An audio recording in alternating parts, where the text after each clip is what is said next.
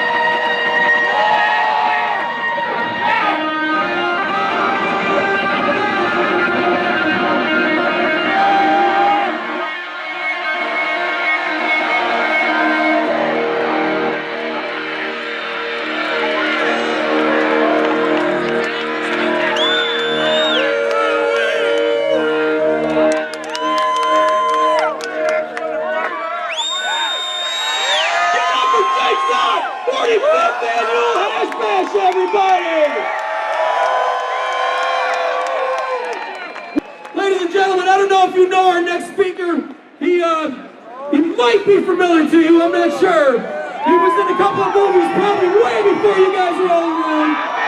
Ladies and gentlemen, give it up for Tommy Chong!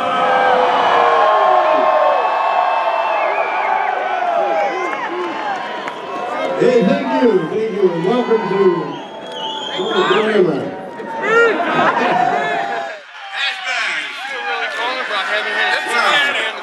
You've come a long way, and I just want to, again, thank the magical plant that saved my life. I mean, for real.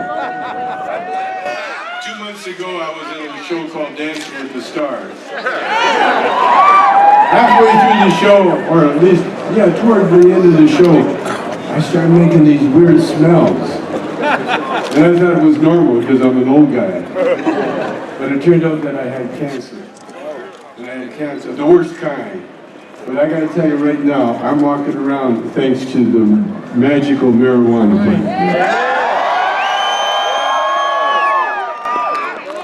Yeah, I'm not only walking around, but I'm smoking and eating and having a good time. And one of the reasons that the pot worked for me, it wasn't so much that it killed the cancer, because I was talking about how, that marijuana killed my prostate cancer, and then cancer heard me and said, just a minute, motherfucker. that ain't really the truth. So I got, I got the worst kind in the butt. That's the worst kind. However, we got doctors in America, and thank God for America, because there were a lot of people who wanted me to go to Mexico for holistic treatment in Canada, and I thought, fuck it, man, if I can't get it in America, the smartest, richest country in the world, I'm sure not going to go anywhere else. And especially because marijuana is legal now, medically in most places. It's always been legal for me. But I find that, I'll tell you how cannabis really helped me, and it can help everybody. It gave me an appetite for food, which is really an appetite for life. Because if you want to die, quit eating. You will die. We need food. And the one thing that cannabis does, it makes you give you the munchies, and thank God for the munchies. As I was recovering from my operation, I was laying there and I'd smoked up, and all of a sudden I got this urge that I hadn't had for a week. I had this urge to go to the refrigerator like a stone, and I opened that refrigerator and I practically ate everything in the place. And it brought me back. Not only brought me back, but it's got me standing up and walking around, and it's all because of that magical marijuana thing. Amen. And so, I just want to say, Ann Arbor was the very first to stand up and tell everybody there's nothing wrong with this plant. We have a right and a privilege to smoke it. And here we are, 40 years later, and we're still. But the great thing about it now is we're not bitching about how illegal it is. Although some people are still doing that, you know. But now, I'm a standing example of what happens if you smoke pot for all your life.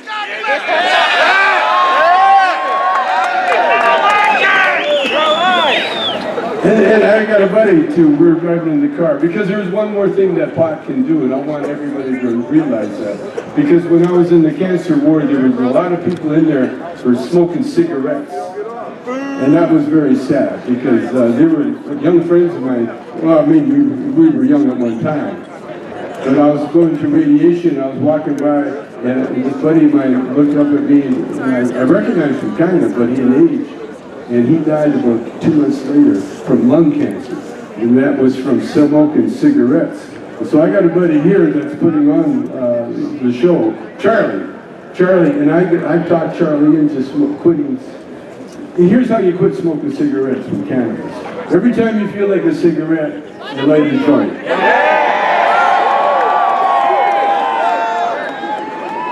And I'll tell you, after a while, you don't need to smoke anymore. No. After a while, all you want to do is light that joint.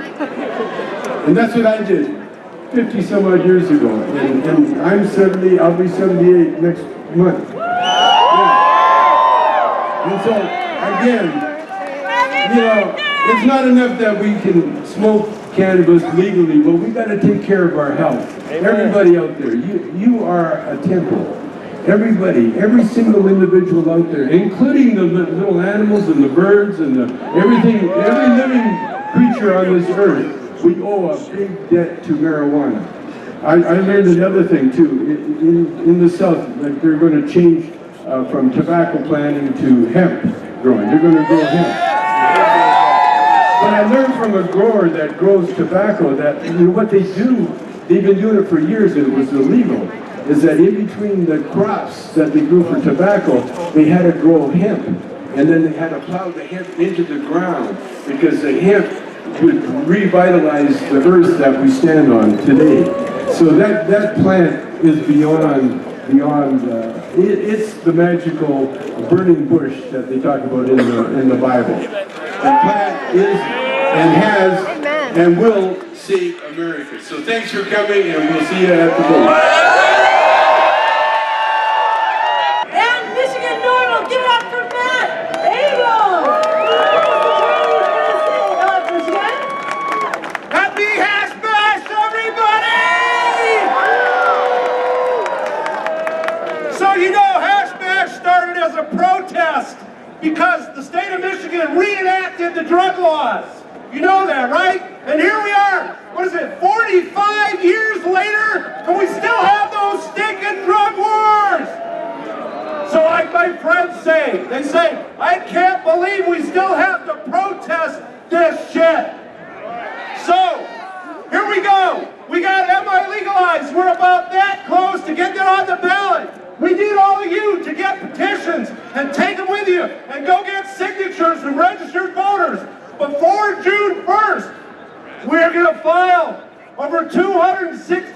100,000 good signatures on June 1st. And we're going to put legalization on the ballot in Michigan in 2016. Now, I say that with confidence because I know you're listening. And we have work to do. And that work is to get a shitload more signatures. Because we need them. Because the state's playing games with us. They're saying that, you know, the 180-day rule is not enforceable, that we're not going to be able to go back and use these stale, what they call stale and void signatures. So we don't want to have to fight with them about what's stale and void. Let's get some more signatures and get this job done. So that's my message to you today. I'm the state director of Michigan NORML, and I want to thank you all for supporting NORML. But NORML doesn't exist for normal. NORML exists to reform the marijuana laws, and that's what we're trying to do. Whether you're a member or not, participate, register, and vote. And let's get this job done and legalize marijuana. Thank you all. Happy Hash Bash, everybody! Our next speaker is the longtime Michigan activist, Chong, and she is an awesome person, been working on behalf of people in Michigan for a very long time. She's also the director of Michigan Moms United. Give it up for Charlie. Hello, Ann Arbor. How you doing out there? Are you cold? You warm enough? Brothers? Excuse me? I said, brothers, how are you doing? Sisters? How many of you traveled from the UP here today? I see you! We see you! You three people right there! Woo! How many from the west side? West Side! How many from Southeastern down here? How many of you have had police encounters over marijuana?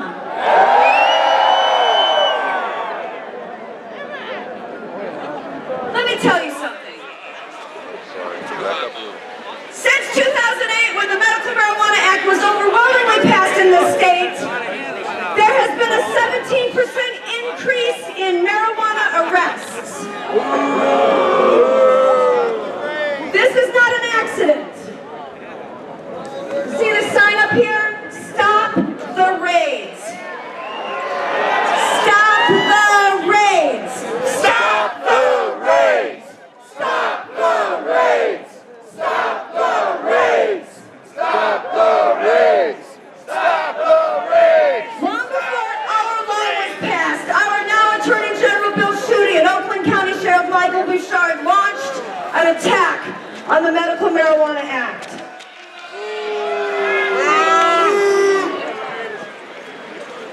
They told us a lot of things. They told us we were still criminals. They told us that the act did not legalize marijuana. They told us we were going to have problems with this law. They made us a promise that if we passed this law, we were going to have problems with it, and they have seen that those promises come to fruition. Because systematically across the state, they've launched raids, military-style, SWAT-style drug task force raids on peaceful people in their homes, compliant patients and caregivers with no criminal intent. They've launched raids consistently against safe access centers. We have prosecutors in the courtrooms who are out of control. We have a systematic attack on every one of you and your family members since the law was passed. And since we met here last year, we've seen an increase, we've seen an increase in these kinds of raids. I know I'm usually the one with all the bad news. I'm real sorry about that. I got you, because other women call me and tell me what the drug cops do in their houses. Since 2009, when we passed the law, I've interviewed hundreds of families we've seen child endangerment. Who thinks sending the guys with guns and masks in because you have a plant is less dangerous than just just having a plant in your house. Who thinks that's okay? Child endangerment, sexual harassment, excessive force, and animal abuse, consistently with all of these raids. Since we were last here, you may have heard about the 2 St. Clair County moms who said the drug cops took everything, even my vibrator. Oh, now I've got your attention. Yeah, that's what it takes, apparently, for the media as well. I could not get local media to write about this. We had to go to Forbes. We had to go to the Washington Post to get attention to the incredibly violent raids that are being enacted on peaceful families across the state. And since then, Attorney Michael Comorn, who you're going to hear from soon, has unearthed a scandal. I'm sure he'll tell you about it. Michael, are you going to talk about this? He's going to tell you about the scandal with the Prosecuting Attorneys Association of Michigan, directing all of the state lab scientists to say, we don't know what this is if they come across concentrates, so that they can charge you with Schedule I felonies. It was beautiful. This man, Michael Comorn, his law office has unearthed the proof, the emails we needed to prove that all of the law enforcement agencies in Michigan, the County Sheriff's Association, the Police Chiefs Association, the Michigan State Police, and the Prosecuting Attorneys Association of Michigan, they execute crimes against us on a regular basis. Last fall, there was a report issued that put Michigan squarely in 50th place regarding ethics, transparency, and integrity in all 3 branches of government. You have to work very fucking hard to be last place. It is part of the master plan. I want you to call your legislators, and I want you to tell them very nicely to stop protecting police budgets and start protecting human beings. And families. Stop protecting police budgets, start protecting families. One more thing. Since we last stood here together, the Michigan Republicans put civil asset forfeiture on their platform. They passed 7 bills that do nothing to protect you. Nothing. 7 bills. And I have seen an escalation on raids and forfeitures. I want you to call your legislators and tell them to repeal the asset forfeiture laws, okay? So that they can't take your stuff, not your dildos, not your widescreen TV, not your car, nothing without a conviction.